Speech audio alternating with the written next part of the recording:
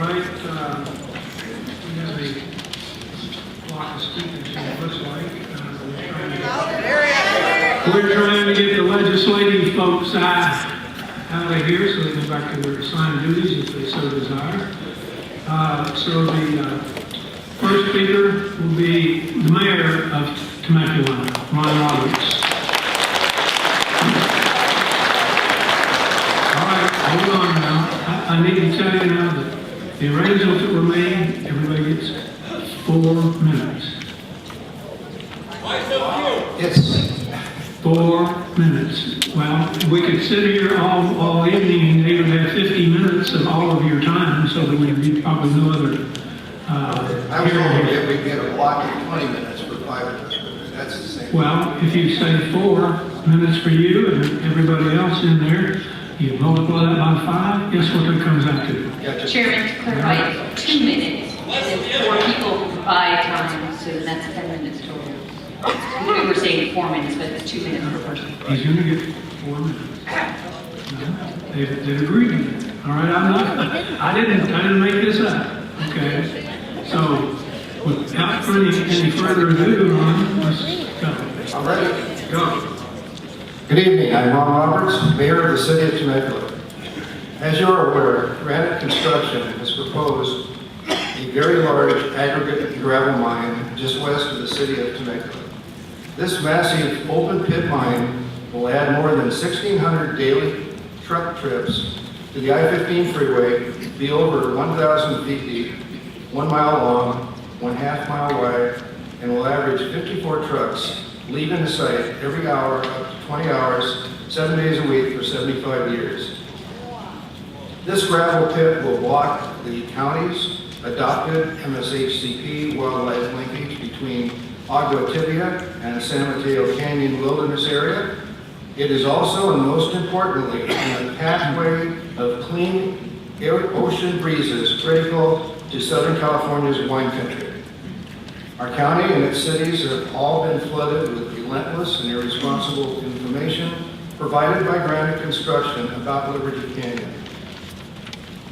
Have those who supported the quarry analyzed Granite Construction studies about reduced traffic and claims of improved regional air quality? I ask this because their original data was not even in the EIR. They cleverly left it out. Here's how Granite Construction made their findings. They counted trucks one day in 2004 at 3 locations on the I-15. They counted trucks one day at their site in 2005. They counted trucks for half a day in 2005 at 3 locations in Corona and 1 in Lake Elsinore. Granite Construction did not track the origin of these trucks to their destination or use any technology to evaluate truck traffic flow. They simply parked on the side of the road and counted trucks. For this, Granite Construction claims aggregate is regularly hauled from San Bernardino, Irwindale, and Coachella Valley to western Riverside County. How do they know that? There are more gravel mines in western Riverside County than mines east of Panhandle. The western Riverside County area is well served by their western Riverside County mines. According to State Report Map 52, Riverside County has the largest aggregate district in the United States. There's no reason why one side of the county would haul aggregate to the other except an unusual contract because it makes no economic sense. Riverside County has more aggregate mines than any other county in California. But Granite wants you to believe that western Riverside County gets its aggregate from eastern Riverside County because it wants Emmett, Banning, Coachella Valley, etc. to believe that we impact them so they'll support the Liberty Quarry. That's wrong. Trucks won't be displaced or reduced through these areas. The county EIR couldn't even rely on contrived truck reduction studies by Granite. Instead, the county EIR determined that truck traffic will increase and there will be major, significant, and unavoidable impacts to traffic and air quality. Now I'd like to touch on an issue that's dear to my heart in wine country.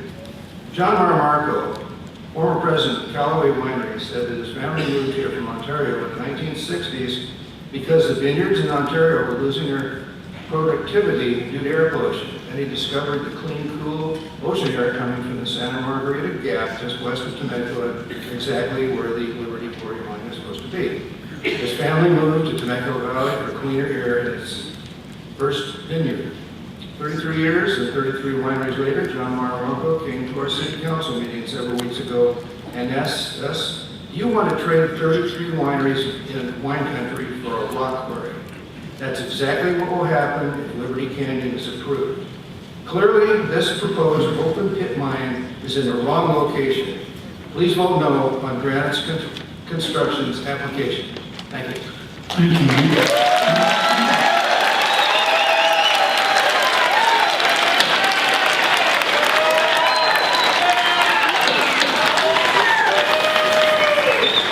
Let me explain the hearing process one more time. I know you're very emotional about this, but that doesn't help. It will not help. You can holler all you like if you want to. We'll recess for 10 minutes and see if you can come back and be quiet for a while. We need to hear the speakers and we need to proceed. All this is doing is taking up time that your city council could be making their points. Please let them do that. Yes, Chuck Washington. Good evening, Mr. Chairman, Commissioners. I appreciate the 4 minutes to speak. I'm happy to be before you tonight. I'm a 22-year resident of Temecula Valley and Mayor Pro Tem for the City of Temecula, and my comments will focus on air quality. I appreciated your comments earlier and questions of Mr. Johnson and the source of his data that was appearing on his slides, because the City of Temecula is troubled with the misinformation campaign funded by Granite Construction, particularly their contrived assertions that Liberty Quarry will improve regional air quality. In their endless effort to gain countywide support, Granite Construction needs to convince you that there will be fewer truck trips despite their own ER finding that there will be increased truck trips. Granite Construction needs to hide the fact that their own EIR determined the air quality impacts are so horrendous it cannot be adequately mitigated. So they have flooded the county with a marketing campaign that says, cleaner air down the road, fewer trucks on the highway, reducing mobile air pollution, conserving energy, and reducing greenhouse gas emissions. Unfortunately for Granite Construction, there's a glaring problem. Their EIR contradicts their marketing sound bites when it concludes that truck trips and traffic will increase and get significantly worse. The EIR determined there will not be a decrease or displacement of trucks anywhere in the county. No doubt Granite Construction must be disappointed that the county's EIR determined they should not use Granite Construction's report of reduced and displaced truck trips. Clearly, the reduced and displaced truck trip report by Granite Construction is environmentally unacceptable.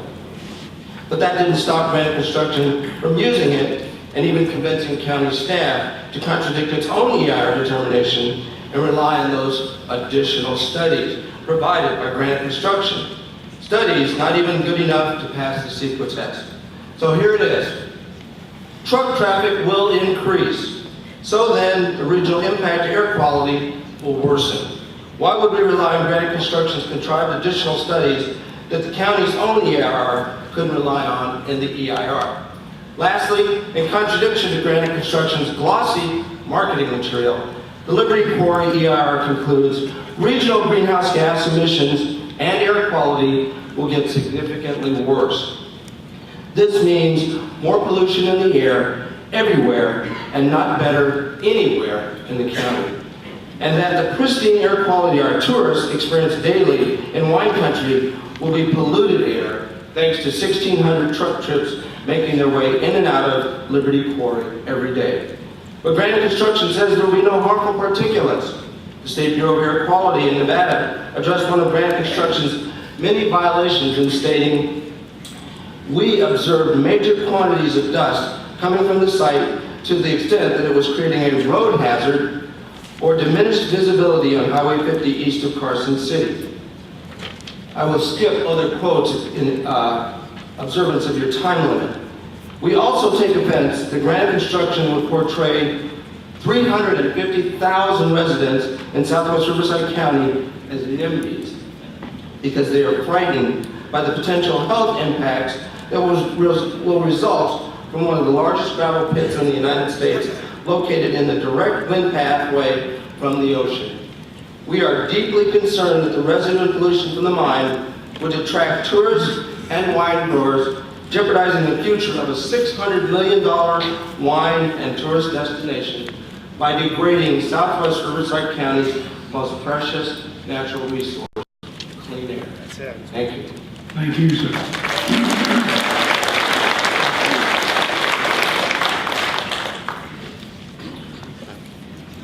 You already knew, Mr. Nagar, didn't you? They told me the order and I Wow. got in line. Okay. Good evening, Mr. Chair, members of the Planning Commission. My name is Mike Nagar. I'm a proud 20-year resident of the city of Temecula.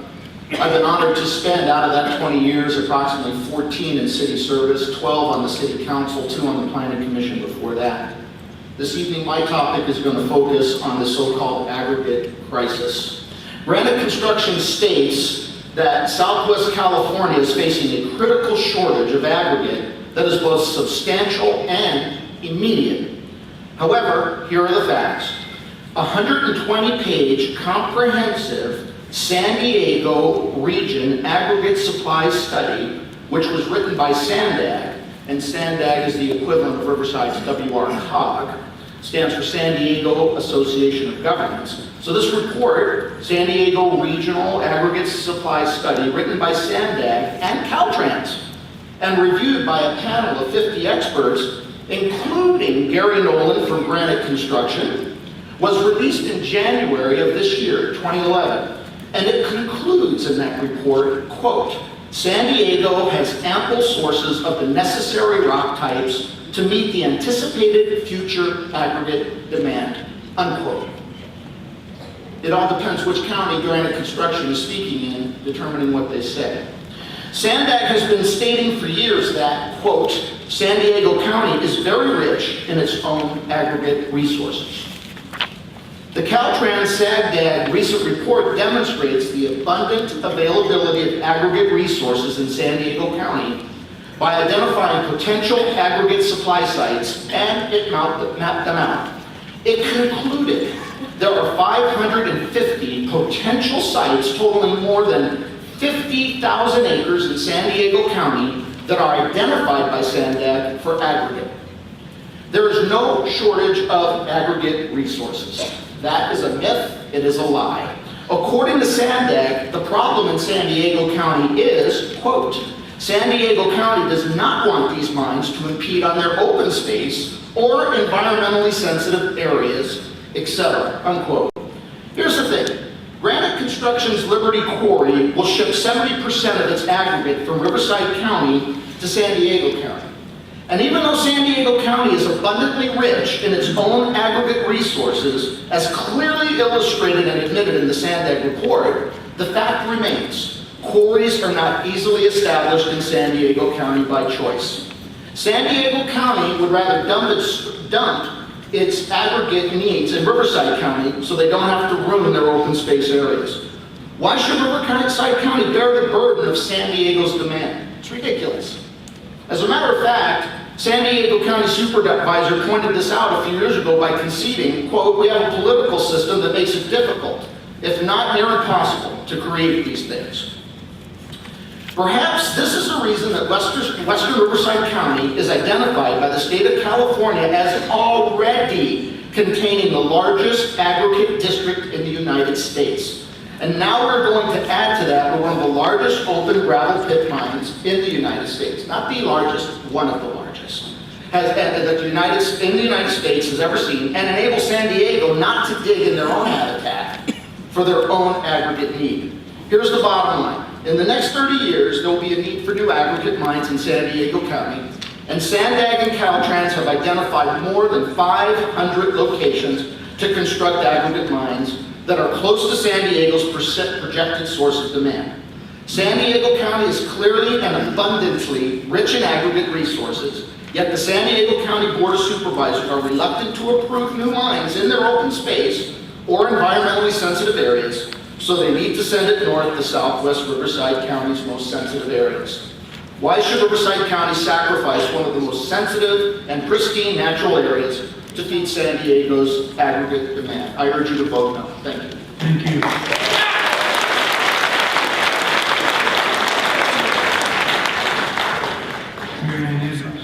Good evening, ladies and gentlemen. Thank you for bringing this forum to Temecula where our residents can be heard. I'm Mary Ann Edwards, council member, resident of Temecula for 23 years. As I thought about today, I tried to put myself in your place and wondered what would move you, what words, comments, or emotions might move you.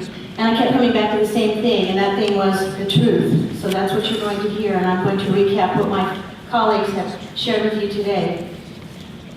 Without the spin of an expensive marketing campaign, here's the truth, straight out of the Environmental Impact Report. For the past 6 years, Granite Construction has distributed hundreds of thousands of mailers declaring that Liberty Quarry will result in less traffic, improved air quality, and fewer trucks on the road. They also claim that our environment, our streets, and our very lives would be better with a huge mine at our southern boundary than without it. So let's get to the truth. The county's EIR states in section 3.11 there will be increased truck traffic and increased congestion. The EIR further goes on to state in section 3.2, the proposed project's negative impacts to air quality are considerable, significant, and unavoidable. Liberty Quarry will significantly increase truck traffic and congestion and will negatively impact the air quality with no possible way to correct or change those impacts. There are many people here today, I think, who have been misled and have supported the project based on the fact that they think this project will help traffic in their regions. But the EIR traffic determinations do not support any statements that the proposed open pit mine would cause any change to existing truck traffic in other cities or that there would be any displacement of trucks or elimination of existing trucks anywhere in the county. For a project that generates 1,600 truck trips per day, and I calculated that out to be about one truck every 54 seconds for the next 75 years, you'd expect to see detailed traffic studies with meticulous controls and sophisticated equipment. Well, let me tell you, Granite stood by the side of the road and simply clicked and counted trucks. They did not keep track of where the trucks came from. They did not keep track of where the trucks were going. In 2004, they counted trucks for one day at 3 locations on I-15. In 2005, they counted trucks for one day at the proposed open pit mine, and later in 2005, they counted trucks for half a day at 3 intersections in Corona and 1 at an intersection in Lake Elsinore. That detailed traffic analysis became Appendix K1 to the EIR, and they didn't track, remember, any of the origins.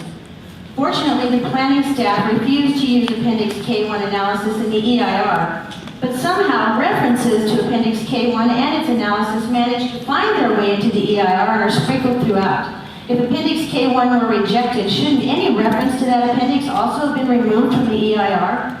For 5 years, Granite Construction has promoted the horrendously impactful project, one of the largest open pit mines in the United States, using false claims of aggregate prices. Councilmember DeGar just alluded to that, and you've seen the Sandag and Caltrans study identifying 550 viable sites in San Diego County, which would be closer to the source where 70% of Granite Construction's material will be going.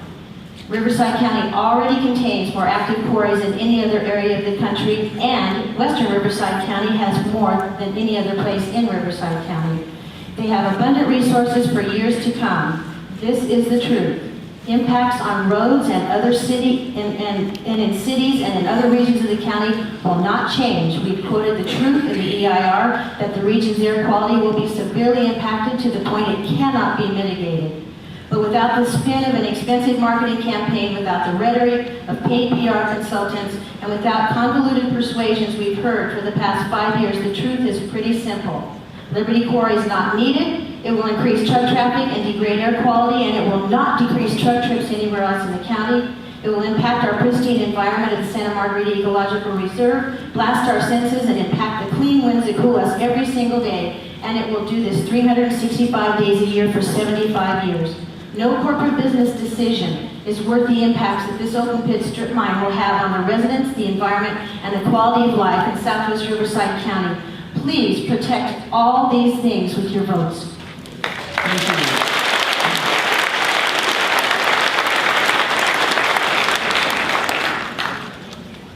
Mr. Manchero, you've had a request of other people to donate you additional minutes. I'm not going to run that request. I'll move as fast as I can. Thank you. Thank you, Mr. Commissioner, Mr. Chairman, and Commissioners. I am Jeff Camachero. I've been proud to be a Temecula resident for 22 years, the last 14 years serving on the City Council. No one will dispute that aggregate materials must be produced somewhere. Perhaps the most critical question facing you in these hearings is this the right location for an open pit mine?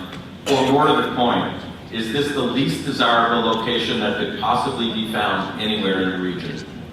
The facts in this matter, the real facts, will show conclusively that Granite Construction has chosen the worst possible location.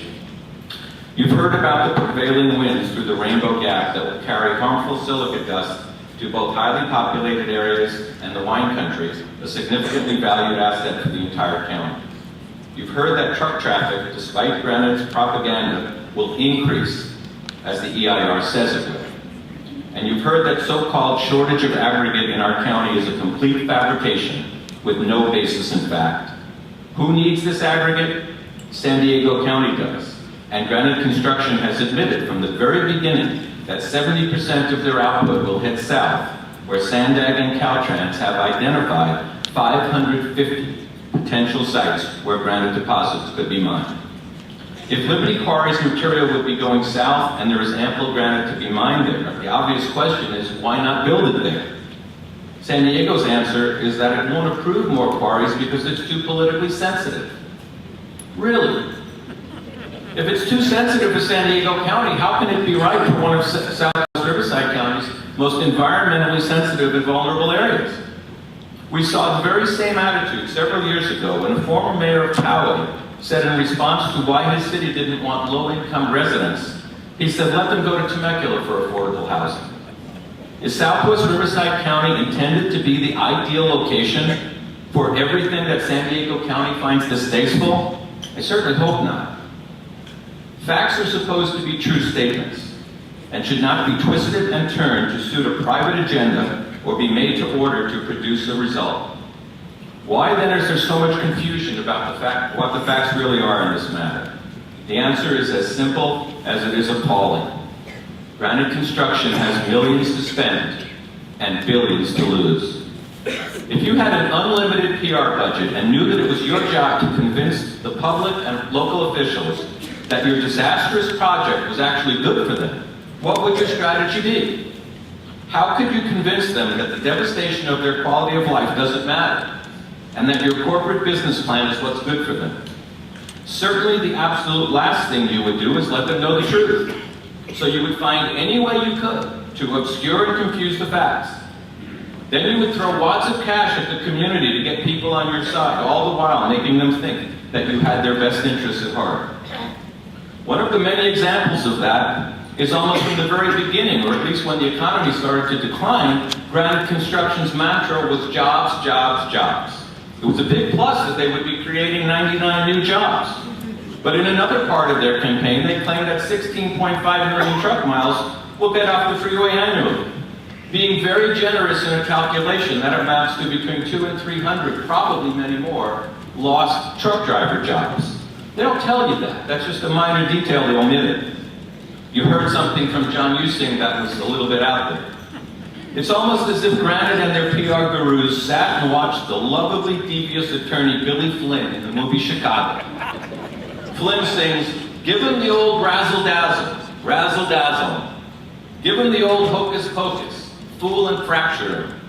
As long as you keep them way off balance, how can they spot you have no talent? Razzle-dazzle them, and they'll never get wise. The city of Temecula felt from the beginning that the most appropriate way for us to proceed on this project was to wait until the EIR was published and the comments made before taking an official position. Please try to wrap it up. I'll wrap it up. We waited appropriately, and this is the time for the facts. You'll hear from our scientists this evening and the next meeting, who are experts in their specific fields. They'll give you the facts, the real facts. So please don't let Granite Construction and those who stand to profit so handsomely from this project fool you and fool us. Years ago, Jeff Stone and I led a campaign to pass what we called Measure C, which was a park tax in Temecula. We got 78% of the vote, and our slogan was, tell the truth and trust the people. All we've heard from Granite to date on this issue is abandon the truth and fool the people. Please do not let that kind of public relations campaign rule today. Vote no on this project. Thank you.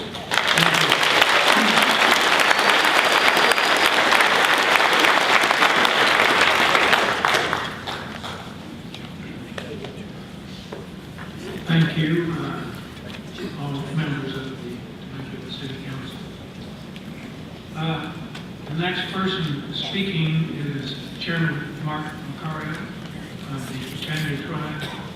And we're going to do something that I should have probably done, folks, City Council. Is Ann Woodward here? All right, hold on. Is Linda Frick here? Aaron Hens? Lance? You here? Somebody raise your hand. I don't see her. Cynthia Anderson? Okay. So you're missing one. You've got 8 minutes. Media. Polo Buhamte, non Bukhara, non Pichane, Toshnagati. Good evening, my name is Mark McCarroll. I'm the tribal chairman for the Pechanga people, the Pechanga Band of Lucenio Indians and the Pechanga Indian Reservation. Mr. Chairman and members of the Commission, on behalf of the Pechanga people, we appreciate this opportunity to share with you how the proposed Liberty Quarry would absolutely and irrefutably destroy the integrity and the sanctity of one of Pechanga's most critically important sacred places. The tribe's staff specialists intend to present technical testimony at your next hearing. Our tribal council trusts that the Commission will accommodate them next week. My comments today are more broad and general in scope. Our reservation borders the city of Temecula, the county of Riverside, and now also stretches into the county of San Diego. The western edge, the western side of our reservation boundary, which runs parallel with Interstate 15, is adjacent to the proposed quarry site and is literally just 645 yards away from our reservation boundary. I think there was a slide in the city's presentation showing that, due west of our boundary. The Pechanga people, we say Pechanga, Pechanga in our language. We've called the Temecula Valley home for at least the last 10,000 years. Our ties to this land are part of our history, they're part of our traditions, our cultural, a whole set of religious and spiritual beliefs that are tied with our people to this land. Not just the land, the hills, everything around us. In 1798, our Lucenio ancestors' way of life was dramatically altered by the mission system. The mission San Luis Rey was founded in that year and established a rancho here in Temecula. That rancho became the most productive of all the ranchos in the mission system. One of the reasons why it was the most productive was because it had the most people already in there. My ancestors. There were 30 villages between here and Awanga of Lucenio people living an Aboriginal life of my ancestors. That was uprooted and destroyed forever by the mission system. In 1873, a group of Temecula Valley ranchers petitioned the federal district court in San Francisco and received a decree of ejectment in that year to evict our people who had consolidated living in one village just across the way, actually, on a bluff under Red Hawk now. And that was our last village. The eviction actually took place in 1875. Most of the men were working other ranches. It was old people and women and children that were evicted at gunpoint, and they were dumped 2 miles away at the foot of the hills over where the golf course is over there today. We call that place Tavishpa. And for 7 years, they lived along the base of those hills at Tavishpa Spring and Tuachana Spring until 1891, when President Chester Arthur established, under an executive order, he established the Pechanga Indian Reservation. Our homeless ancestors then moved to this valley that we call Pechanga today. It's a secluded valley, canyon. They rebuilt their lives, their homes, and it's named after a spring on the reservation, Pechanga Spring. So it was in 1882 when this executive order was executed with President Chester Arthur, and that's when our relationship with the federal government began. So our forefathers, Pechanga's forefathers, have been guided by principles of strength, wisdom, longevity, perseverance, determination, and integrity. These enduring values have helped our ancestors overcome countless adversities and to survive as a people. Today, we're able to fund important governmental programs that provide essential services to our citizens, including our Pechanga Elementary School on the reservation, a fully equipped fire department, a health clinic, environmental protection, water infrastructure, senior support programs, youth programs, scholarships, and energy infrastructure.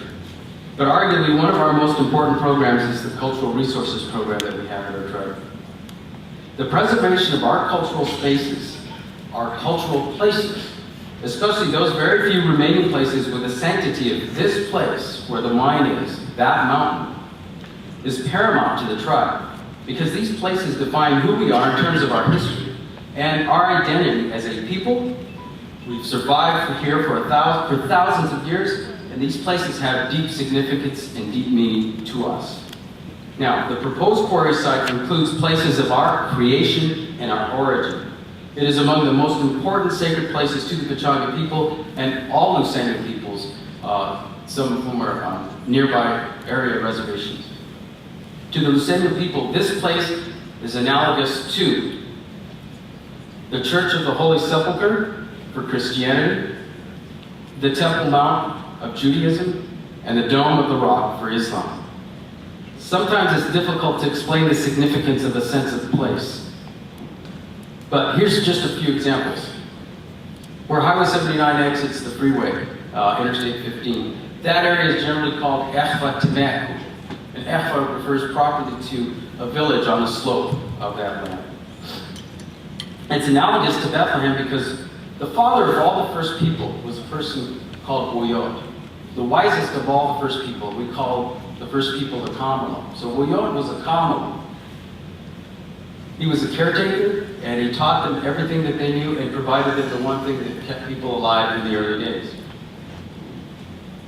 And when he was poisoned and took a year and a half to die, the place that, when he finally died, the place where he was finally cremated was on top of that mountain.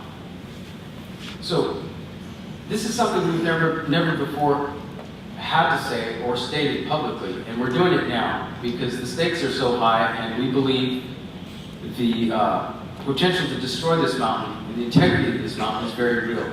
But that first funeral that took place on there set the tone, and by example, it's what we have followed since the beginning of time. That's how important that mountain is.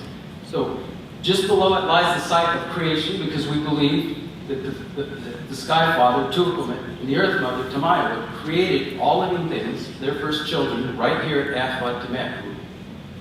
So that's the birthplace, literally, of the world.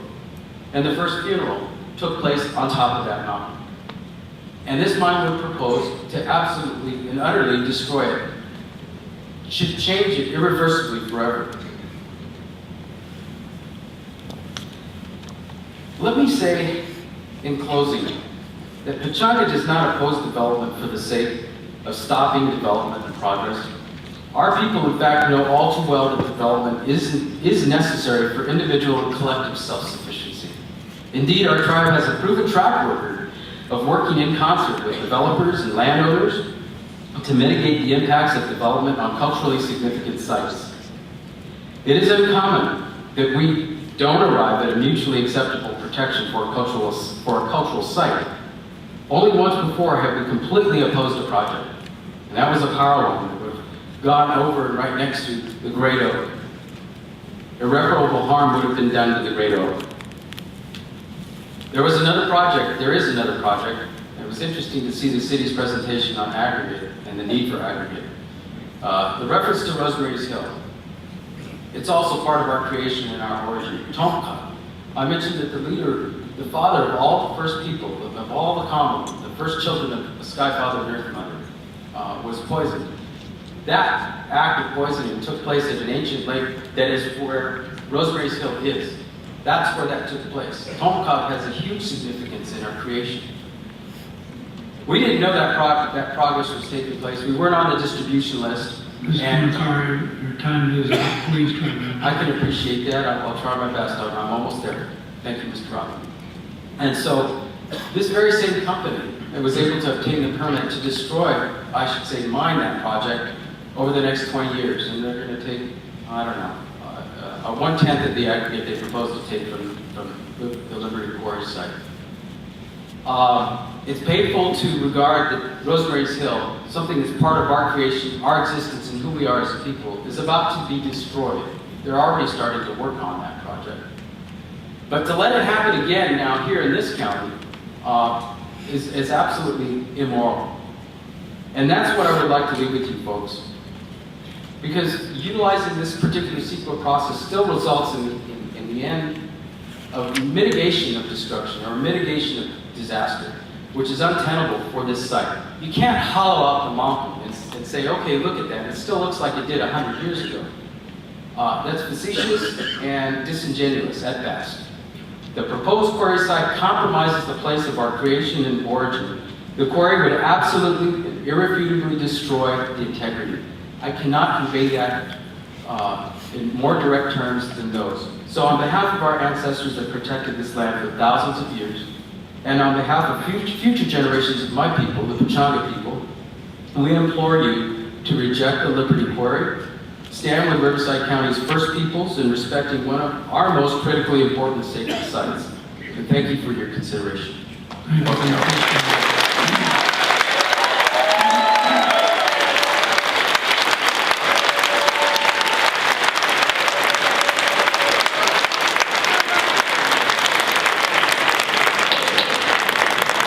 Seat, please. Just take it up one more time here. We've got, you see this? This is a stack of speakers. Everybody ain't gonna get there.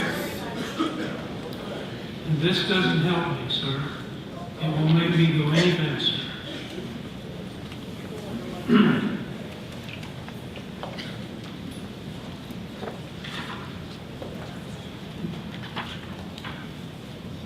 Next speaker is Dr. Matt Ron.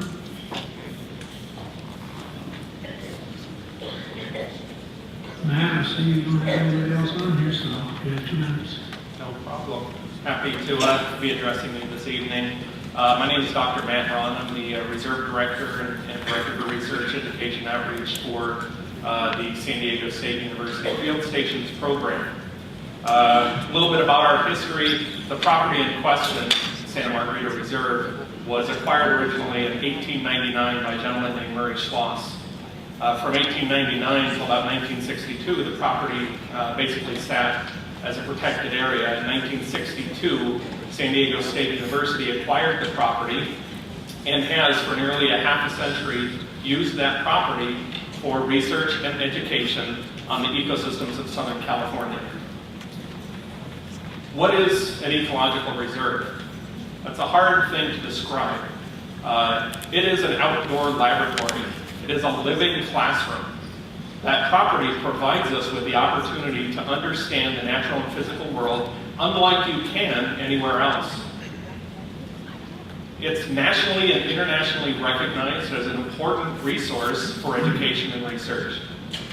It has a long history of science and benefit. Yet what we've heard is that there will be significant impacts to air quality. There will be significant impacts to things like biodiversity and the movement of wildlife through a linkage. If the ecological reserve is there solely to understand the integrity of our ecosystems, then how come the ecological reserve then receives no significant status? We're not considered as an important site for the county's analysis or the review of the EIR. We disagree strongly with the majority of the science and assertions within the EIR, and it's not just a matter of disagreeing about the shade of gray. We're practically black versus white in a lot of these issues. This is a substantial difference in what we consider science versus what consultants consider science.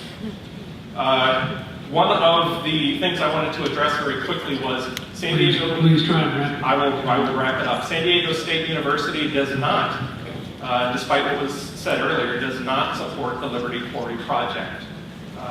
We have spent years addressing this situation and trying to make our voice heard and have people understand the sensitivity and the unique nature of this property. And today, we still have not been heard. And we'd like the Planning Commission to understand our sincerity and hope that they understand the value of protecting the ecological reserve and the research value for the next half century. Thank you. Amen.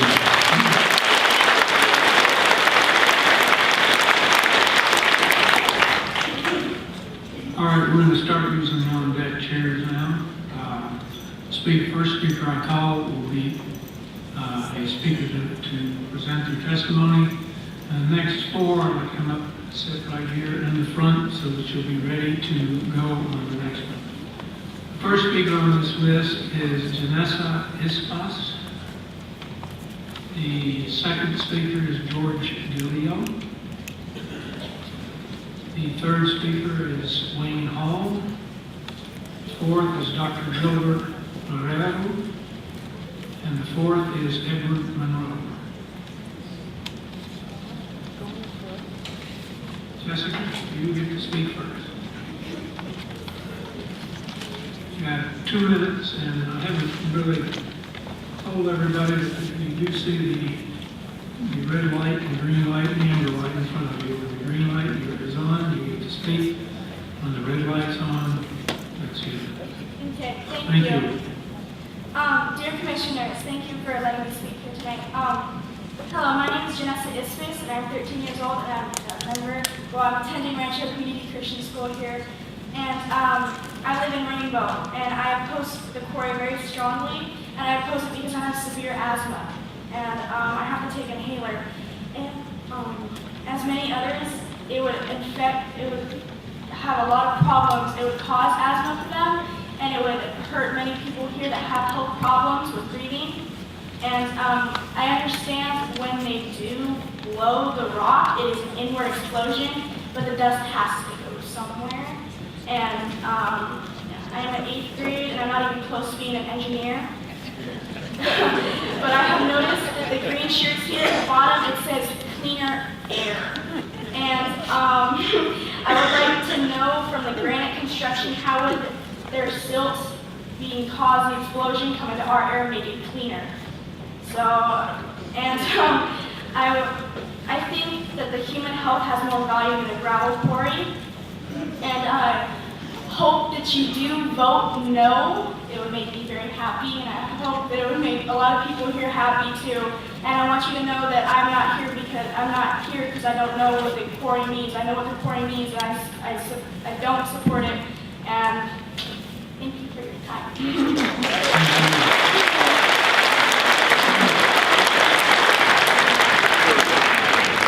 Commissioners, my name is George DeLeo, 11-year resident of Temecula.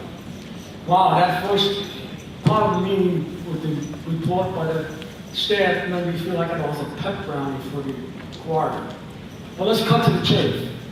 The quarry isn't just about granite construction testimony, hearings, reports, or the ridiculous environmental study bought and paid for by granite construction.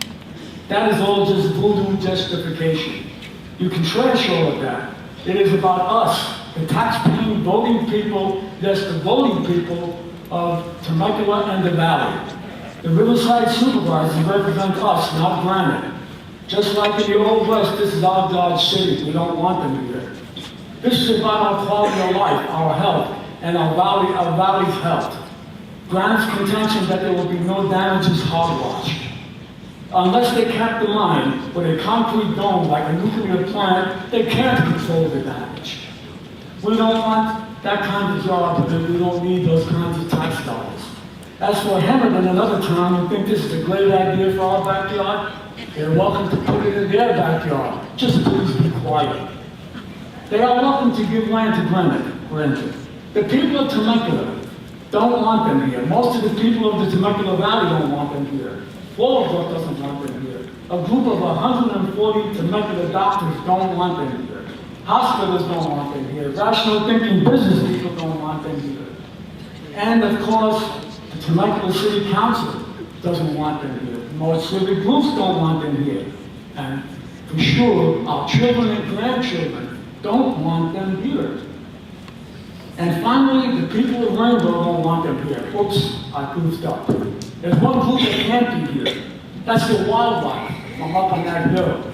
they're shouting at the top of their lungs, no quarry. Now we need to send a message to the politicians, a loud message, just like the president did on 9/11, when he stood on the rubble of 9/11 of the World Trade Center and shouted, "We hear you." We've got to make you hear us and the supervisors. So I'd like everybody in the audience who is against the quarry, to please stand up. Come on, stand up. We got to shout so they hear it.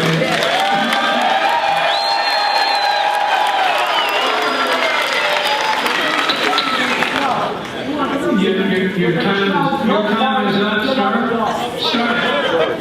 Your time is up. Thank you very much. Please vote no.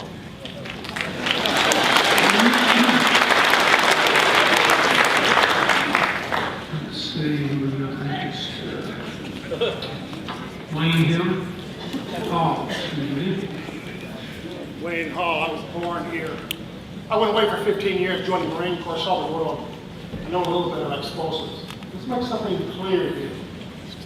Quarry in Indio is a soft mine. They do not have to use explosives there because they can take a loader, scoop it out, throw it on a belt, and ship it off to their crusher.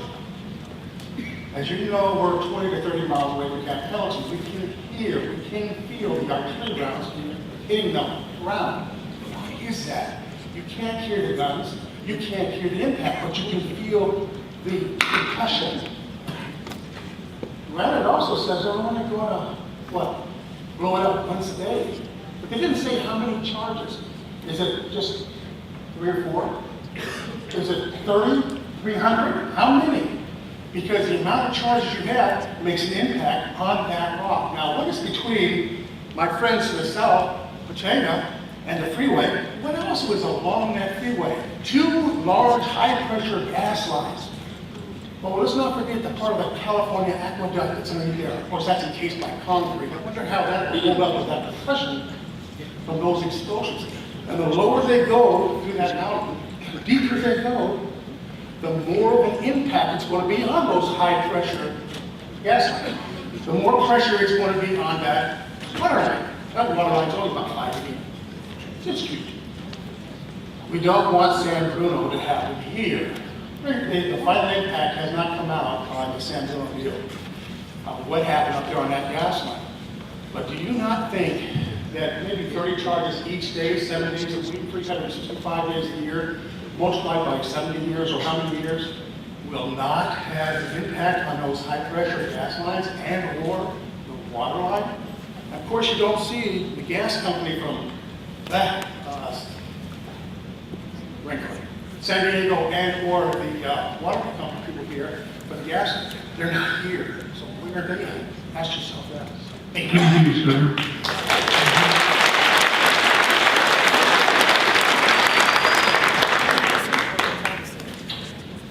Dr. Gilbert Herrero. And I'm going to call some other names here, get some few more people up into the speakers. Here in a minute. Gene Powell, you come up and sit at the front. Gene Powell here.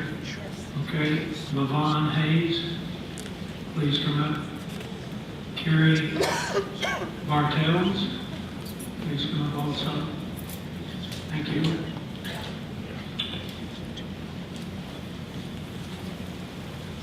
Go ahead, Dr. Close. Ready. My name is Gilbert Herrero. I'm a retired orthopedic surgeon and lived in Temecula since 1980, 31 years.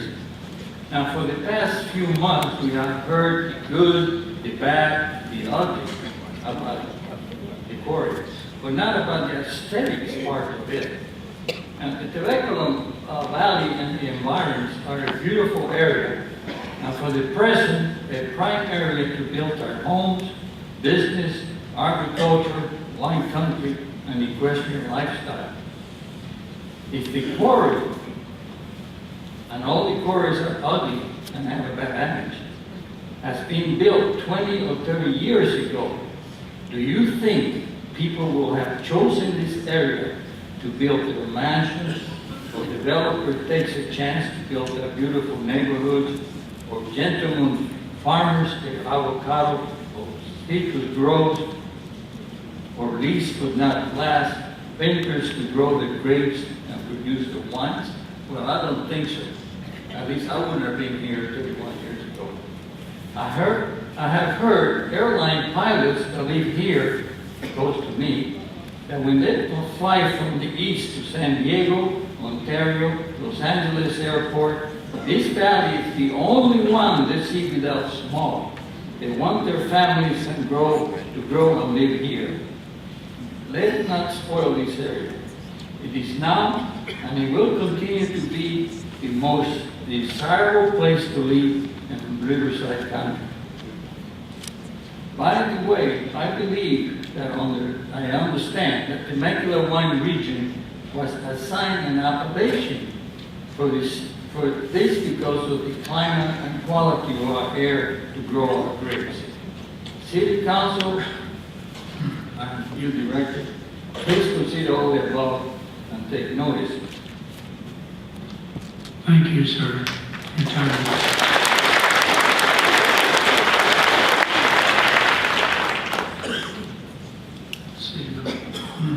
Edward Monroe. Yes, my name is Edward Monroe. I've lived in Temecula for almost 9 years. Honesty, integrity, fairness, accountability, consideration of others, pursuit of excellence, reliability, and citizenship. Believe it or not, these are the 8 ethical core values formally adopted in the Code of Conduct for Granite Construction Incorporated. Delineated under these core values, among other guidelines, are items such as be truthful, be non-deceptive, endeavor to be responsible, practice the principles of the Golden Rule, respect dignity, rights, safety, and personal property of others, show consideration for our natural environment, be good neighbors. Incredible. Let me tell you a brief story. Years ago in business, I got to know a pilot who was a prisoner of war in Vietnam for 5 years. At a company dinner, my wife and I, plus 2 other couples, were speaking with him, and the inevitable question came up. He was asked what they did to him while he was a prisoner. Not being the favorite topic of any prisoner, he asked us, what is the most important thing to you? He received answers such as my health, my family, my children. With that, he gently put his hands around the neck of one of the women, simulating a choke, and said, air. You'll do anything for it.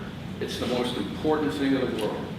And here in Temecula, we have a company that wants to further pollute the air that over 200,000 people breathe every day. This is our air to breathe, not their air that ammoniate with silica and diesel particulate. Their story about the quarry improving the air is total fiction, and they know it. How does Granite just dismiss significant and unavoidable when it comes to air? This whole endeavor is about air. Please make Granite live up to their own code of conduct and cancel this filthy project. Thank you very much.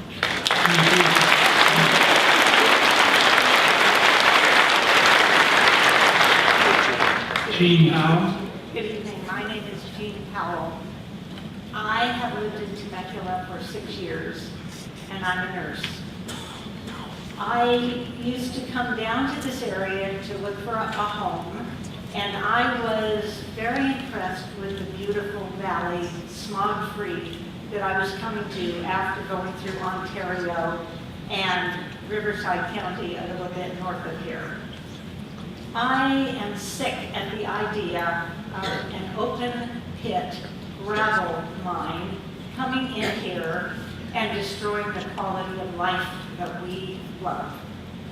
The people and the animals in this area do not deserve to be treated this way. Granite paid the piper, therefore they called the tune. And I certainly hope that all of you can see through this deception that they're trying to foist on everyone in this valley. Thank you.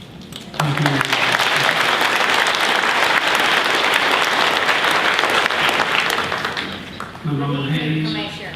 Yes, sir. Good evening, gentlemen, ladies and gentlemen, fellow neighbors. I moved to Rainbow Valley in 1969. I lived there until 1977. I moved to Temecula. There wasn't even one stop sign. I've seen a lot of changes in this area. I don't know the atomic weight of a particular from the quarry, but I know all dust eventually settles. Just think of your car. You get your car washed, don't you? But you can't wash your lungs. There are lots and lots of nooks and crannies in your lungs that can accumulate dust. Do you know what it's like not to be able to breathe? I don't, but my husband did. I watched him live day to day on oxygen line 24/7. I watched him struggle month after month, night and day, until he couldn't breathe anymore. The saddest and the hardest thing I ever did in my life, and probably ever will do in my life, is watch them zip my husband's body in a bag. His hands and arms and feet and legs were cold, but his core was still warm. You have no idea what that's like unless you go through it. We don't need any more dust. We live in the direction of the prevailing winds, which usually come on a daily basis, like today. Not only will we have dust blowing from the freeway traffic, the leaf blowers, but then the quarry would add a potential to that documentary. We live in a veritable Shangri-La. Do you really want to turn this into Hell's Kitchen? No, ma'am, if your time is up. Or an additional ICU? You really want 1,600 trucks on your freeway every day? How many of you people are living in Temecula?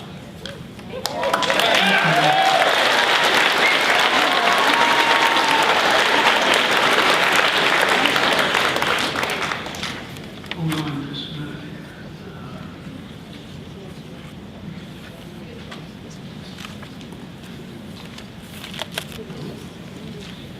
You're Carrie Martell? I am Quarry Martels. Hold on for just a minute. We're going to replenish the speaker seats up here. Stan Finkelstein. Robbie Akins. Roland Gurusak. And Christine O'Neill.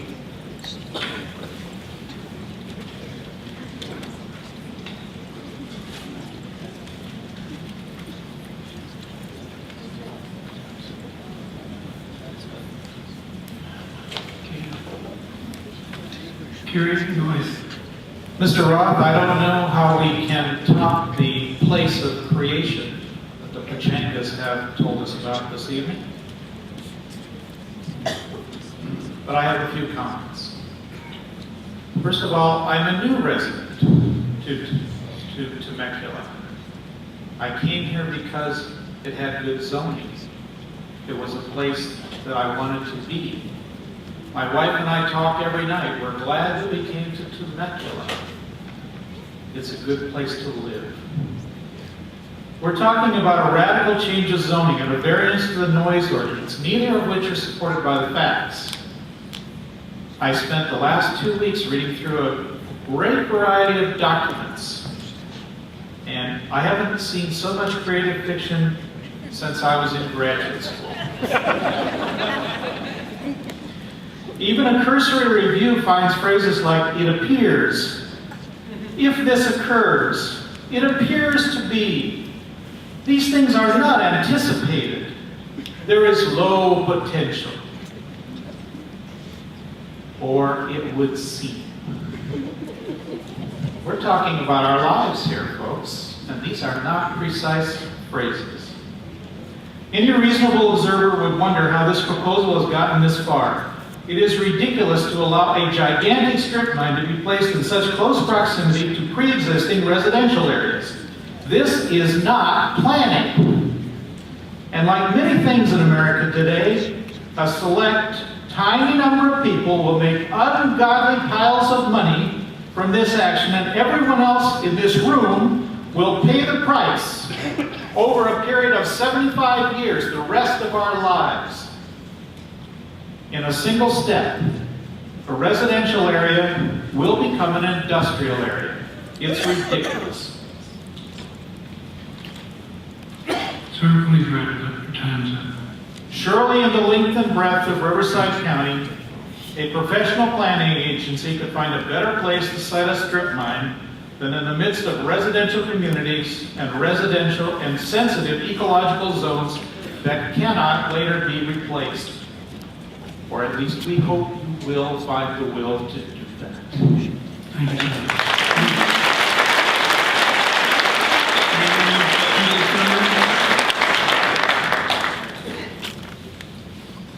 Thank you for permitting me to speak this evening. I'll speak from notes, I'll be brief. There are experts on both sides of the health issue. Some say there's a negative effect on air quality. Some say there is no effect on air quality. Who do you believe? I'm an asthmatic and prone to pneumonia. I moved here from Michigan after several bouts of pneumonia year over year. And I moved here at the strong request of my daughter, who is a Marietta teacher. And my health has improved. So I can't say who is right and who is wrong. But remember this, my life depends on it. Thank you.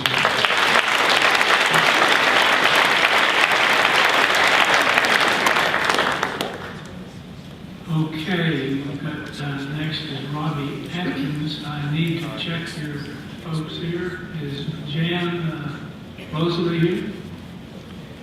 Hello, Jan? Yes, he is. Okay, thank you. Is Dale Hole here? All right, thank you. Let's see, is Robbie Atkins here? You are, that's you. Oh, I'm sorry. Rachel Hunter? All righty. And Pam Grinder. All right, thank you. So you've got 4, you get 10 minutes if you really need to. I won't, but thank you for coming to Temecula to let us speak to you here. My background is that I worked at Data Information Systems for the 1990s when we grew from a 3-county database to a national database, combining real property data and county assessor data and county recorder data to make valuation products. Also, I developed the first internet deliverable product while at DataQuick with Bank of America so that consumers could value their own property delivered over the internet. So I have a substantial background in property valuation. So that's why I chose this subject. The basic rule of real estate we all know is location, location, location. To live in Temecula, most people commute to their jobs. In fact, in the EIR, there's even a chart that proves that most of our residents commute to their jobs. Currently, it is worth the drive to come home to a quiet, healthy community. The EIR states that there will be effects on air quality that cannot be mitigated. It also states that there will be effects on traffic that cannot be mitigated. These two things alone make Temecula a less desirable place to come home to, a less desirable place to commute to. Therefore, if Liberty Quarry is built, other communities such as North San Diego County would be better location, location, location, because the quality of life would be better there than it is here. So people would be less likely to want to commute to Temecula. And that would make Temecula a less desirable place to live, a less desirable place to commute to. How will this affect property tax revenue? Well, it's all speculation, but I did an analytical study of what I think could possibly happen. There are 1,320 homes closest to along between Pechanga Creek and Pechanga Parkway, between the I-15 and Pechanga Casino. And I measured from the edge of the quarry, not from the center. And all of those homes are in about 2 miles from the quarry. So there are 1,320 homes there that I took a look at, their value. There's a better picture of it. The methodology that I used was that I took 67 homes and looked up their relative current property value and came up with an average for those 67 homes of $242,866 at today's prices. That little upside down L shape shows you the houses that I selected. It happens to be Classic Way, which happens to be the street that I live on, right on the creek. And there's my research, and I've given a copy of it so you can check my figures if you like. The average value I then applied to the 1,320 homes along in that area.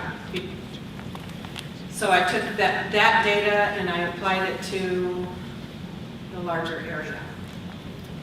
So the value of those 1,320 homes based on that data, by today's estimate, would be over $320 million. The annual property tax generated from those 1,320 homes, I estimated at over $3 million.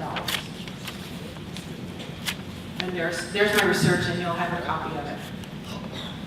So, moving forward in time, if our property values stay the same, because there's a quarry there, because it's now a less desirable place to come to, and the rest of the world starts recovering. Once the rest of the world has recovered by 33%, and we haven't, that would be an annual loss of $1 million revenue to the county. Now, Granite says they're going to generate $1 million in revenue, but that isn't, you can go on to the next, there's my research.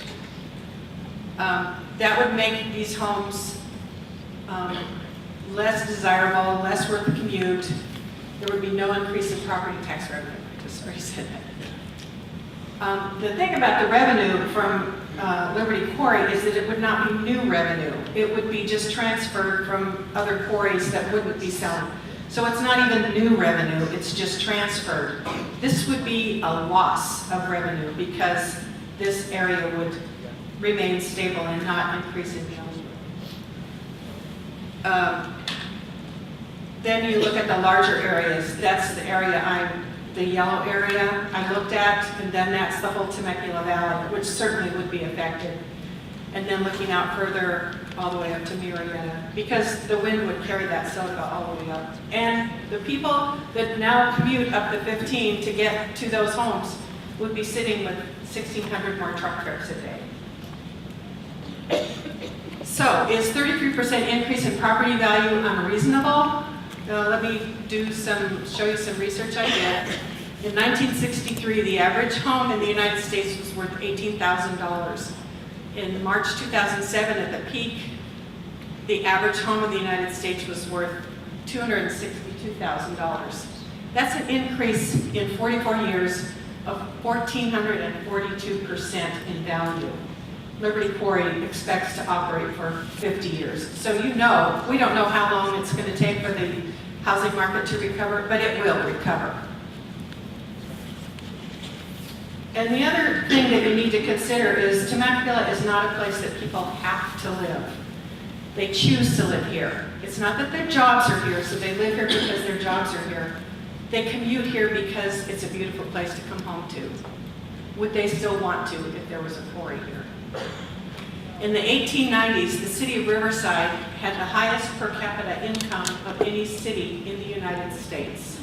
No one could have planned for what happened there, that the weather patterns would carry this LA smog into the city of Riverside. That could not have been prevented. So what will our legacy be? The financial prosperity of southwestern Riverside County can't be guaranteed, but financial decline can be encouraged if the quality of life here that people are willing to drive and pay for deteriorate. What will our mark on history be? Riverside County is a huge county as far as counties go. It's larger than these three states in the United States. And it has a larger population than these 14 states. It's a complex problem that you have. It's also has a huge geological and economic diversity that you have to deal with. We trust that you will do the right thing for the whole county and not let one industry ruin a beautiful community and cause a financial essential drain on the county in the long run. So, what will the history books write? We know what happened to Riverside. What will happen here?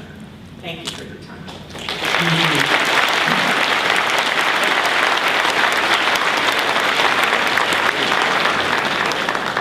Blue Sack, and let's see, is Russell G. Bream? Is that close? In the audience? Did he leave you flat? I don't see a hand anywhere. Do you know the man? I would say, I hope I'm not mispronouncing his name. B-R-A-H-M. Russell? Nope. Sorry, sir. Somebody has done you wrong. I'm retired, I can wait. Well, that's all right. You only get 2 minutes, though. No, the man's not here. No, but I got 4. No, you get 2. You only get 4 if there's somebody here to donate 2 to you. They did. He's not here. Well, the one who donated to me? Yes, the one that donated is taken away. That's okay. He's left you in the woods. Anyway, do the best you can. That's okay, that's okay. I'm not paid for anything. I'm free. I'm being sponsored by my lungs that have silicosis from living near Quarry when I was growing up. I was raised in Lomita, which is where I lived, is about 12 miles from the quarry, and Mr. Johnson was so kindly notifying us that the city hall is 6.5 miles from the quarry, and they're safe. Well, I was living further. I live in French Valley, and I'm in danger with my lungs. And of course, you're not going to see the dust, because anybody with half a brain will realize the silica dust is highly microscopic in size. So of course it's small and it meets the requirements because it's microscopic. It will blow to French Valley. I live 12 miles away. I developed silicosis from the Chandler Sand and Gravel and Palisades. And the wind only came by like a couple of times a month, not daily like here. And then when I was in school, there were ambulances at the different schools out there in Lomita taking kids to the hospital with respiratory problems. And then a few years back when we had the 90 mile per hour winds from Riverside blowing, going south instead of north, the dust from the quarries up north in Lake Elsinore and Corona were blowing down here. Guess what? Guess it was in the hospital getting taken care of because I couldn't breathe. Silicosis. Now you can smoke, quit smoking after a period of time, that will leave your lungs. You could be in smog areas, the smog gets in your lungs, you get out of the area, eventually that'll leave your lungs. Silica is in your lungs permanent. I know, it's in my lungs right now. And so, it's not a good thing. I don't want our children, I don't want my grandchildren to have silica in their lungs. I don't think you want it either. And it does travel. It's very light. It does travel. And I want to say, please, don't let it pass. All right. Thank you, sir. Thank you.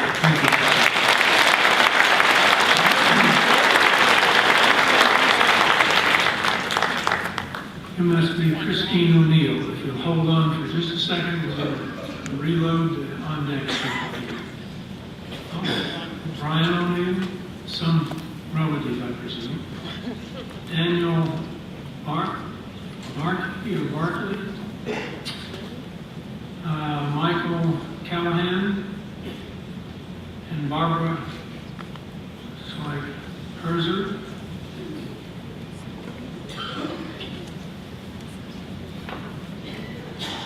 Okay, Christine, you're on. Thank you, ladies and gentlemen. I just have a simple story. My name is Christine O'Neill, and I am a proud homeowner in Temecula for 22 years. My husband and I just paid off our home because we want to live here for the rest of our lives. It's a very beautiful community. I have no doubt that this quarry will diminish our quality of life significantly. I'm not going to go into that because our council members have outlined that so eloquently. I'll be very brief. I love this valley. I love riding my bike. I love hiking, walking in the wineries. I'm a native Californian, and I researched the whole state before we came and moved here and made our home 22 years ago. Please listen to us. Please do not allow this quarry, and I thank you very much.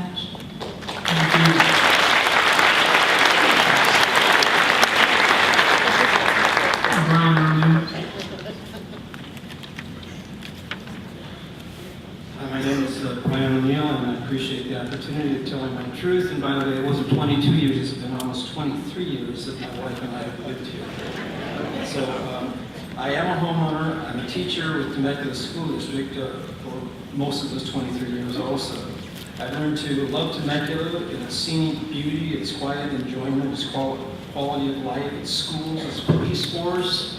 It's a safe place that you can walk at night, and anytime during the day, unlike other cities that I have been to. I want to retire here. And by the way, I don't know if any of you remember, or have seen it, but in the magazine Where to Retire, there was a full spread on Temecula as being one of the ideal destinations for retirement and for vacationing.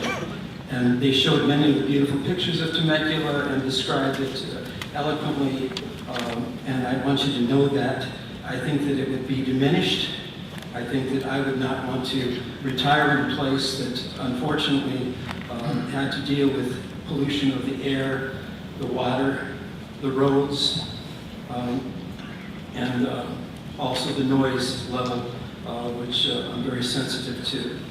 I think that it's a beautiful place, and I hope that you, like us, will continue to call the County Board of Supervisors, Jeff Stone, and also the Environmental Health Agency in the County of Riverside, and tell them simply, no quarry. Please, no quarry.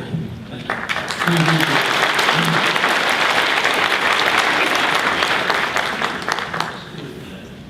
The next one was Daniel Bartley. Is he here? Daniel, are you here? That's not. Daniel apparently is not here. Now the next one is Michael Callahan. So everybody is preempting you, man. Sorry. Michael? Okay, you have 2 minutes. Thank you. Thank you very much for giving me the opportunity to speak. And I'm a resident here of Temecula, pushing 20 years. Earlier, I believe Mr. Johnson was alluding to the EIR report concerning clean trucks. That's mandated.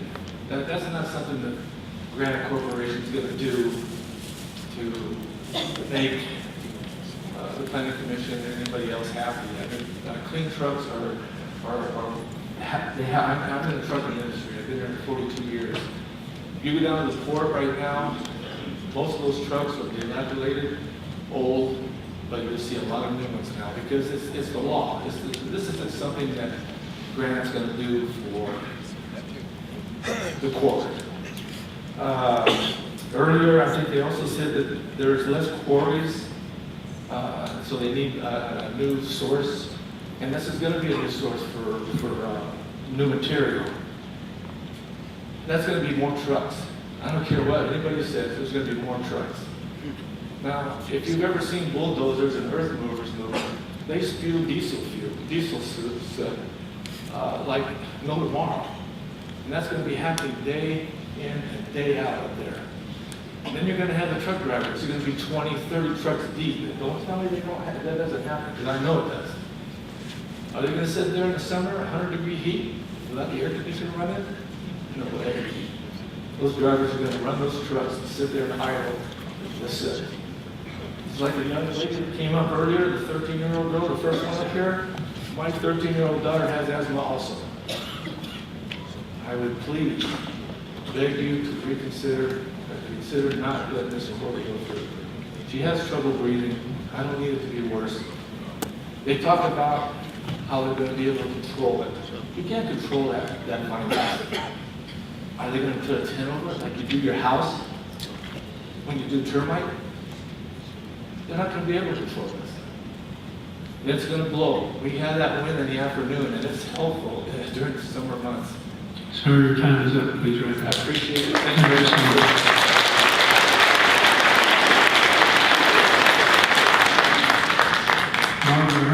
Now you Wow, Okay. finally got you. All right. I'm a 24-year resident of Temecula. I'm a registered nurse, and I commute daily for 24 years to Riverside.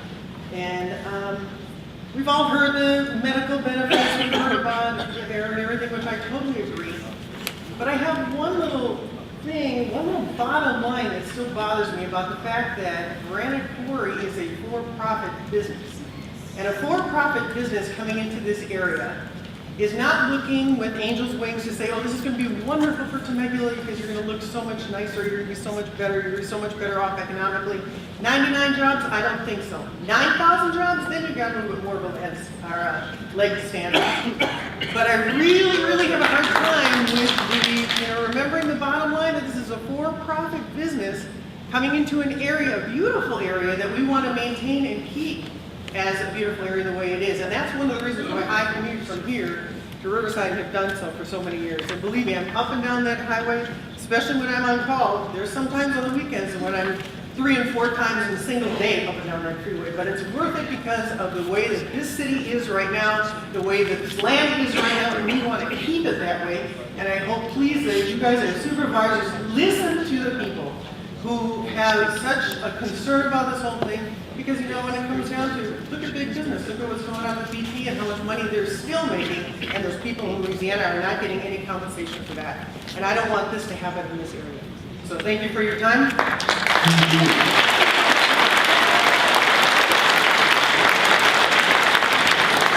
All right, I forgot to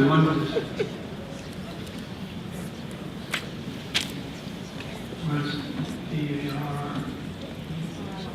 Borello? Is there a Daniel Borello? Apparently still not. Okay. All right, I'm going to call 5 names here. The first one will be speaking, and the other 4 will kind of fill up beyond that circle. Shirley Warner is the first one. Sally DiVecchio, second. Paul Jacobs, the third. Jane Block is the fourth. James Provenzano is the fifth.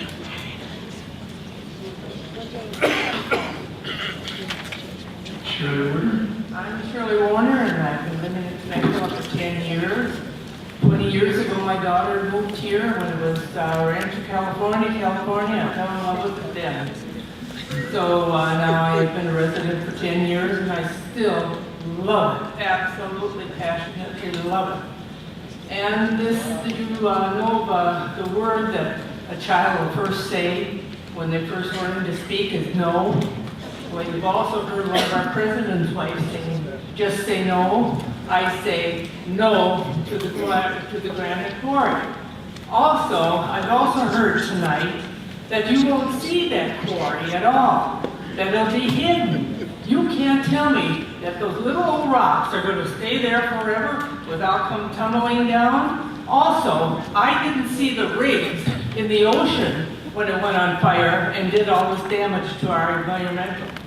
I say no to Quarry. I love Temecula. Please, probably none of you live here, So consider the people that do live here. We want it to stay this way. Thanks.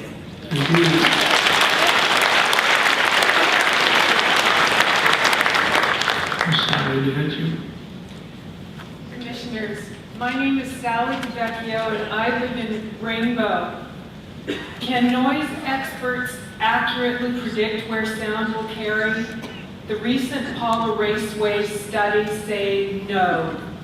Preliminary studies performed by the proposed operator showed no off-site noise would be heard. But after the raceway was opened, noise bouncing off hills is now a significant irritant in Rainbow. The noise pollution is being exported from the reservation in all directions for about 11 miles, and this mountainous amphitheater megaphone effect has a direct and precise correlation to sound bouncing from Liberty Quarry. Continual complaints from Rainbow residents caused the Paula tribe to commission an independent study to determine actual and factual noise level. This recent second Paula study monitored a Rainbow home 6.5 miles away with a small mountain in between it and the track at 50 decibels. That's equivalent to normal conversation inside a home, though the original studies reflected no noise would be heard. The Liberty Quarry EIR expressly states that noise will be a significant impact which cannot be mitigated to be below an acceptable level, and a noise ordinance exception is being requested. The EIR does not include the sound of truck engine brakes, which cannot be eliminated due to safety. Actual noise levels may drastically exceed those stated in the EIR, and residents in many communities could be noticeably affected by this noise. As demonstrated by the Paula Raceway, initial noise studies can be significantly unreliable and absolutely incorrect. And I ask that you deny this project. Thank you. Thank you.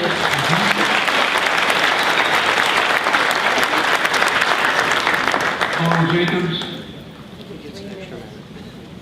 Good evening, Commissioners. My name is Paul Jacobs, a resident of Temecula since 1995. And I sincerely want to thank you for your service to the county and coming all the way to Temecula to hold this hearing. Hopefully, the drive alone convinced you that this proposed quarry is not a regional issue, but one that will heavily impact this windy little corner of Riverside County. I believe the local agency formation commission erred by making a land use decision in not allowing the city of Temecula to annex the area in deference to the quarry application. But the decision is now in your capable hands. My limited understanding of municipal planning is that the goal is to provide a certain cohesion of community. I trust that you would not approve an application to build an industrial building in the middle of a residential neighborhood. When considering land rights and existing uses, a massive rock quarry is totally incompatible with the neighboring Santa Margarita Ecological Reserve that has been in existence since 1962. Millions of research dollars have been invested in this unique environment and habitat linkage area. It is impossible to mitigate the damage a quarry operation would inflict on the existing serene environment. Decades of ongoing research at the reserve will be decimated if this quarry is approved. The county LAFCO acted inappropriately in limiting Temecula's annexation request, and then by snatching part of the city's sphere of influence as a condition of approval at the last minute. Temecula's 1993 general plan identified this area as a unique environment wildlife corridor worthy of protecting. These are but a few factors that should weigh heavily in a decision to deny this application. And I thank you again for your consideration this evening and your time. Thank you, sir.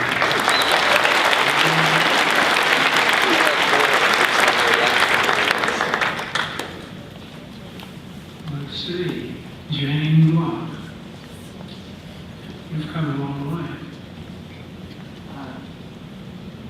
commissioners and chair. I appreciate, along with the others, that you are having the hearing here so that you can be better informed when you are making your decision. I live in Riverside.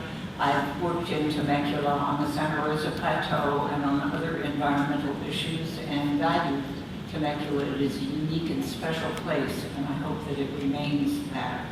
I would like to share a letter from the Endangered Habitats League by our executive director, Dan Silver. I'm on that board. It has 5 points, and very quick. The impacts are in Riverside County, while the benefits are in San Diego County. Traffic impacts are unmitigated. The neighboring community of Temecula is strongly opposed and properly concerned about adverse health effects. The project is inconsistent with the multiple species habitat conservation plan, a key wildlife corridor specifically mapped in the multiple species habitat plan is blocked. This is very crucial. The multiple species plan is very important to the future of Riverside County. Impacts to the groundwater are not disclosed. There have not been adequate scientific studies. There will be severe and unmitigated impacts to the San Diego State University Ecological Reserve and its educational and scientific mission. The county has a strong responsibility toward the important state of California institution. Thank you, and I hope that you deny the request and make the right decision. Thank you.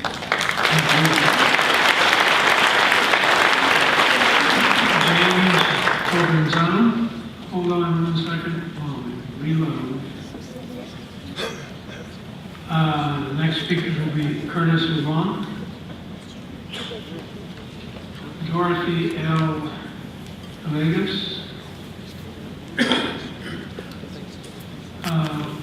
Maureen Barker.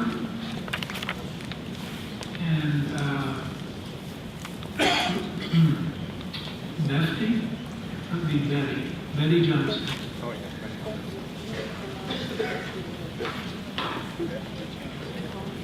Go ahead, sir. Mr. Chair, Commissioners, I'm James Provenzano, I'm president of Clean Air Now. And Clean Air Now is based in Riverside, and we're one of the oldest clean air advocacy groups in the country. And Virginia Field, a longtime Riverside resident, is our vice president. As evidenced in the project's environmental impact report and your staff's own report, there are many reasons not to approve the Liberty Quarry project. These reasons are seemingly downplayed in both the EIR and your staff report. The staff report is inadequate and sometimes contradictory in nature, and it appears that some of the concerns raised in the EIR were given short shrift. For instance, on pages 2 and 3 of the staff report, it is stated that for construction, air emissions would be, quote, significant. But since, quote, construction impacts are short term, approximately 2 years, these impacts would be temporary, quote, temporary in nature. Would any of you want to live in an area that surpassed ambient air standards significantly for a continuously 2-year period or longer? It is also stated for continuing project operations that, quote, the maximum off-site ambient pollution concentrations of 24-hour PM10 and annual PM10 and 24-hour PM2.5 associated with operations would be significant as compared to the Southwest Central Alimentary District incremental thresholds.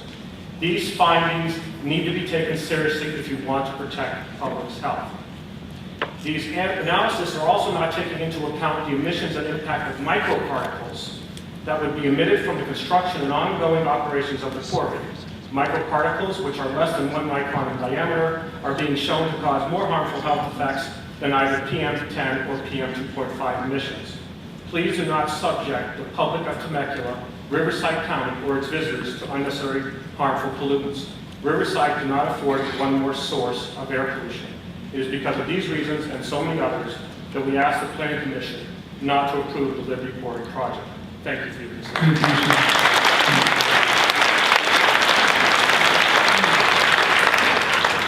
speaker is Curtis Obama.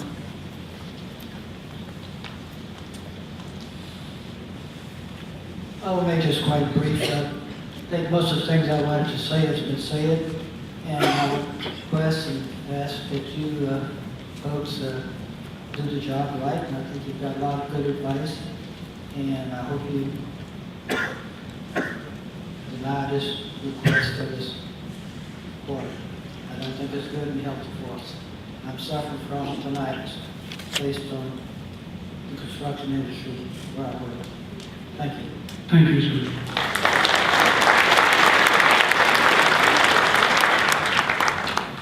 Dorothy Helinas.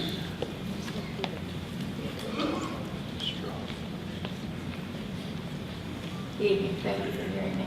Dorothy Hilligus. My husband and I bought our land in Temecula Valley 29 years ago. They were Orange County people at that time.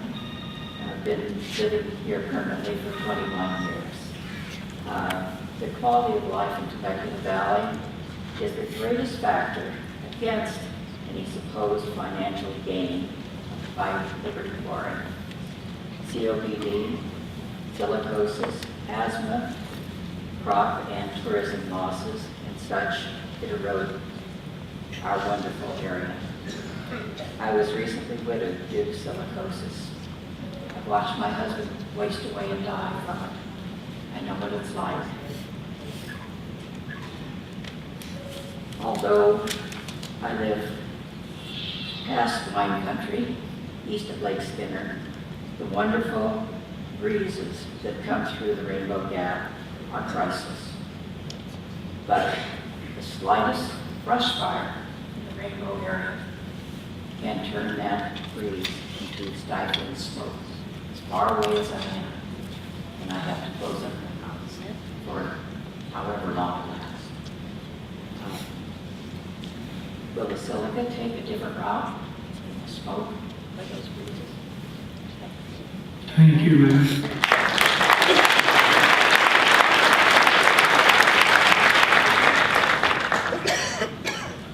Lauren Mark. Yes.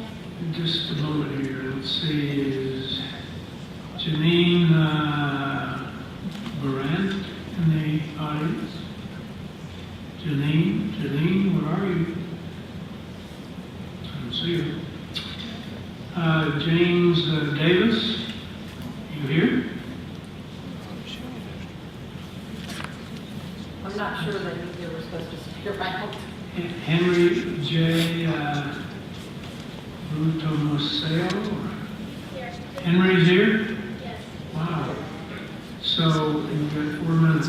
Wait a minute, hold on. We've got another. And Myrna, you here too? Yes. All right. You got 6 minutes then. Hello, my name is Lauren Berger, and I am an area resident and a small business owner. My professional background is that I was Director of Public Relations for about 20 years for a national environmental consulting firm. We routinely produce baseline studies and environmental reports. From my experience, I do not believe that a report that was produced by consultants chosen by and paid for by the petitioner could be an independent, unbiased report. This report is not. It is flawed. But what I want to concentrate on tonight is the democratic process and what the people have said. According to the environmental documentation prepared by the County Planning Department, the Planning Department received more than 2,000 comments from people opposed to the project for a variety of reasons, including increased health risks from air pollution, increased truck traffic on nearby roads, noise from blasting, and other environmental issues. The county only received 11 comments from those in favor or neutral about the quarry. In addition, I have here 6 letters from environmental and business organizations, such as the Center for Biological Diversity, the Natural Resources Defense Council, the Santa Margarita Board of the Sierra Club, the Nature Conservancy, and the Temecula Valley Convention and Visitor Bureau. heroes. These organizations together represent more than 1 million people in California, many in this local area. The letters have all been sent. They all oppose the quarry unilaterally, every single one. The letters have all been sent to the Planning Commission and have been or are going to be sent to the Riverside Board of Supervisors. I believe the county's elected officials should pay attention to what the people are saying and deny this quarry. In conclusion, I would also like to state that I believe there are people and groups opposed to the quarry who are ready to file lawsuits or an injunction to prevent this quarry from being permitted and destroying what they love and value here today. Thank you very much. Thank you.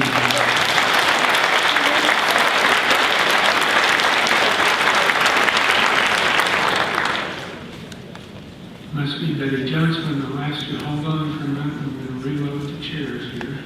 Boyd Roberts. Susan Addy. Mike Chambers.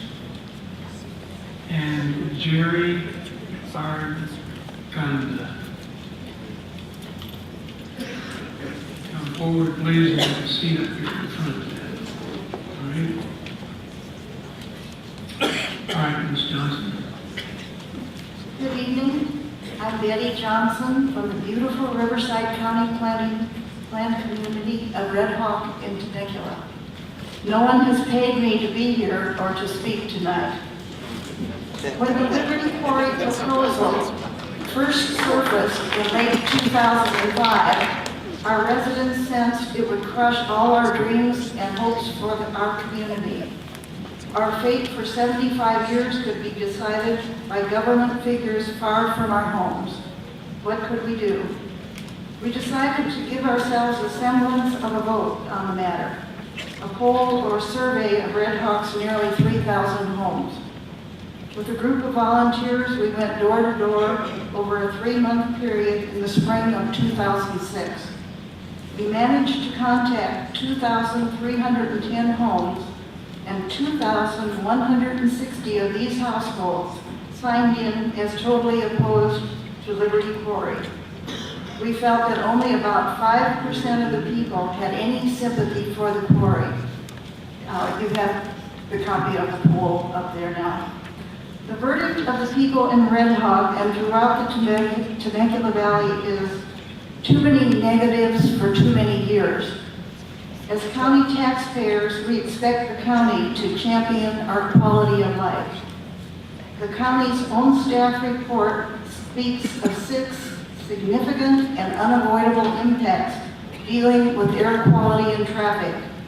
If you choose to vote to recommend this project, you are in effect saying that the profits of a private corporation are more important than the long-term impacts on over 200,000 area residents for the next 75 years. Thank you.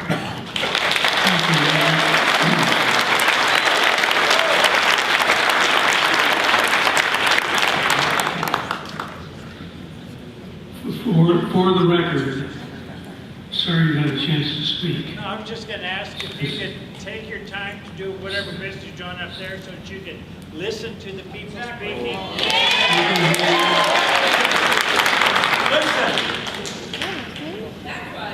Sir, we're trying to make sure that everybody that wants to speak gets an opportunity to speak.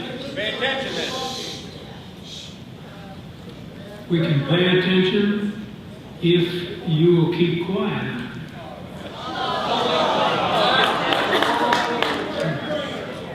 That's not going to help your cause. It just doesn't help. Don't threaten us. I'm not threatening you. In any event, I'd like to enter into the record that Ms. Johnson brought a stack of petitions against the court. So, I don't know how many are here. I guess it says 95% of Red Hawk is opposed to Liberty Quarry. And this box is full of petitions.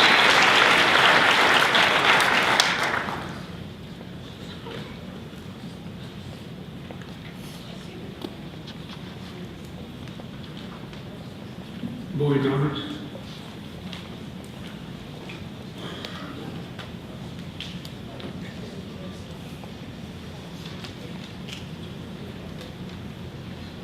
Not in my backyard.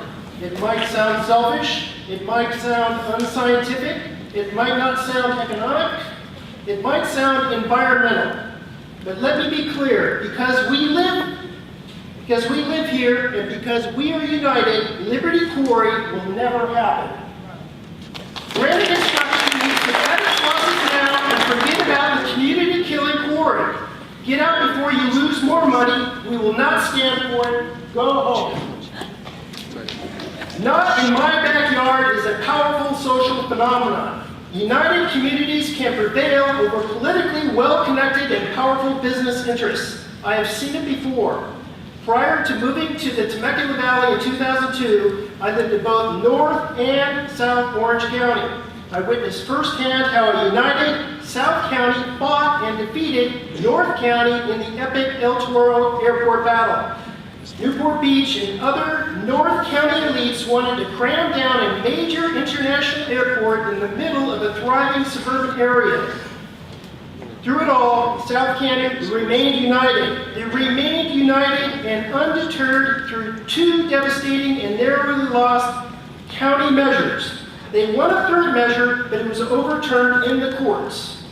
The Orange County Board of Supervisors opposed them at every turn for 10 years. But in the end, it took one victory to slay the Goliath Newport Beach elites. In 2002, voters passed a fourth initiative, Measure W, called the Orange County Central Park Nature Preserve Initiative, and the El Toro Airport was defeated. My name is Boyd Roberts. I'm a local real estate broker. To defeat this quarry, we must stand united and not be discouraged by setbacks. We must be prepared to fight. Take the fight to the Board of Supervisors. We must be prepared to sponsor ballot initiatives, and we must be prepared to fight in the courts. In the end, we will remain united and we will prevail. Thank you for your time. Thank you.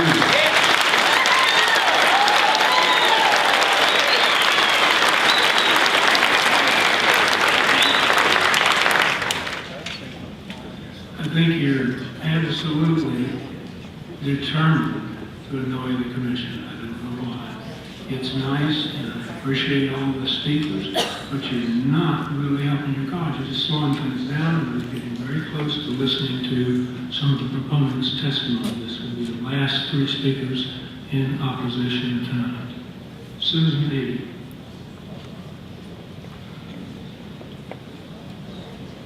Good evening, Commissioners. Do you know what I love about Temecula? The community support of the children here. And I am not convinced that they will have a safe air quality for their outdoor activities. I did a study of how many schools were south of Winchester Road. And there are 13 elementary schools, 5 middle schools, and 3 high schools. And there's about 22,917 students at those schools. And most all those students go out during recesses, on the playground, or else they have sports that they do out on the fields.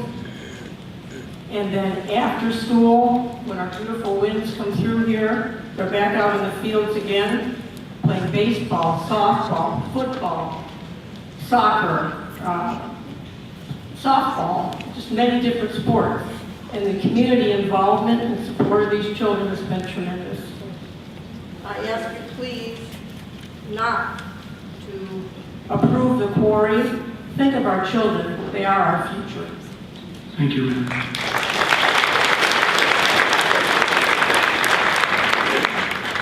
Vice Chairman. Thank you.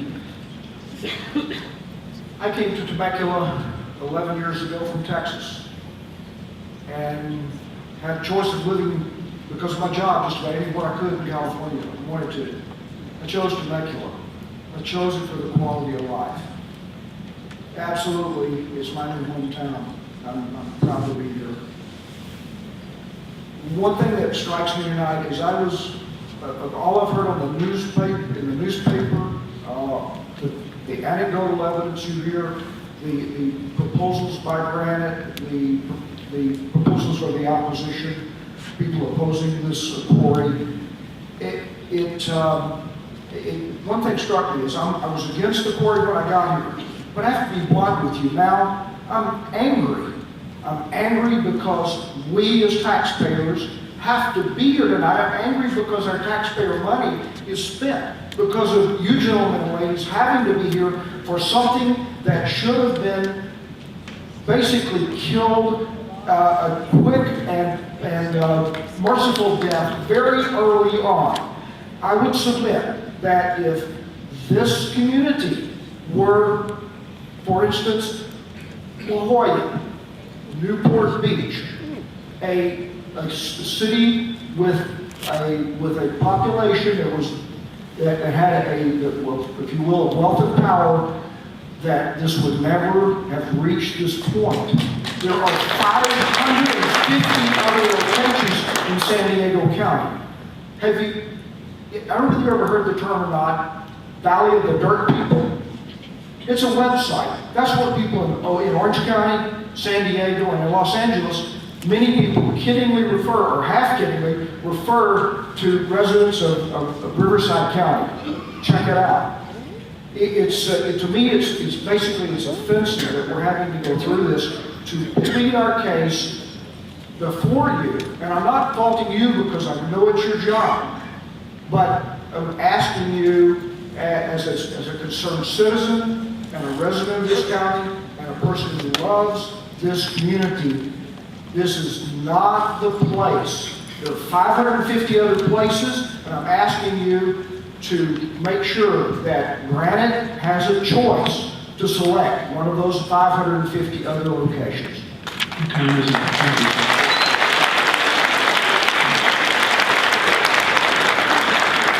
Jerry Arganda. Jerry, you're going to be the last person speaking in opposition tonight.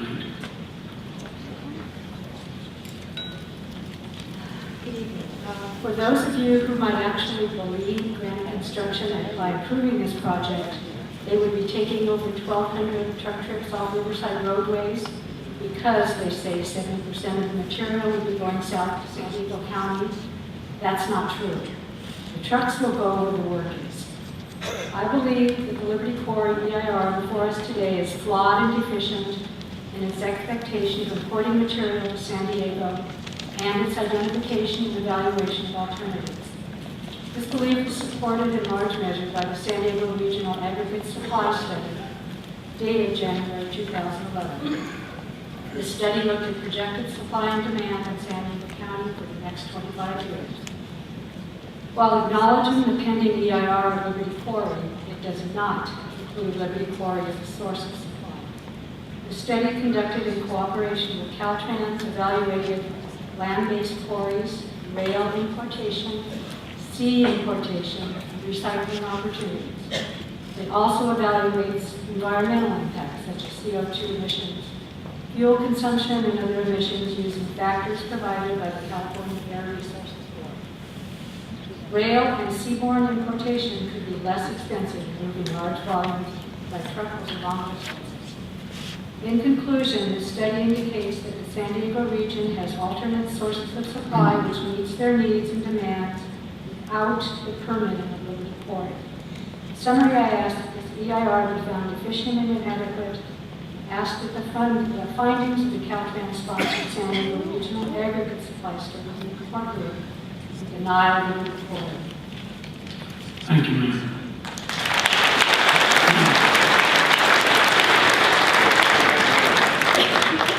Ladies and gentlemen, that will conclude the 2-hour block for opposition testimony tonight. And just for your information, thank you all for your testimony, regardless of how much you want to clap or anything else. We'll somehow, I guess, manage to get through it.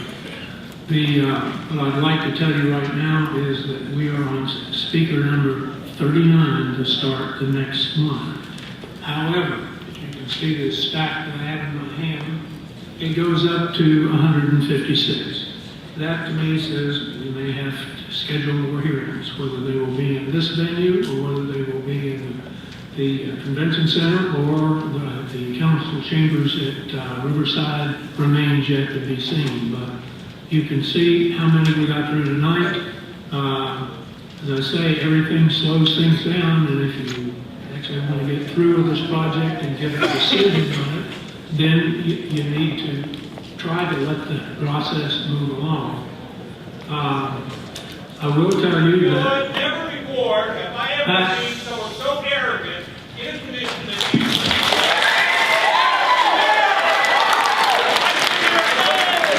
I see all 6 members attentive, listening, focusing, and I see you, sir, with your arrogance and your commentary. I hope you don't vote on it. I'm going to make a counter statement. But these gentlemen up here, these commissioners are not our guidelines that have been put to the council approval on that.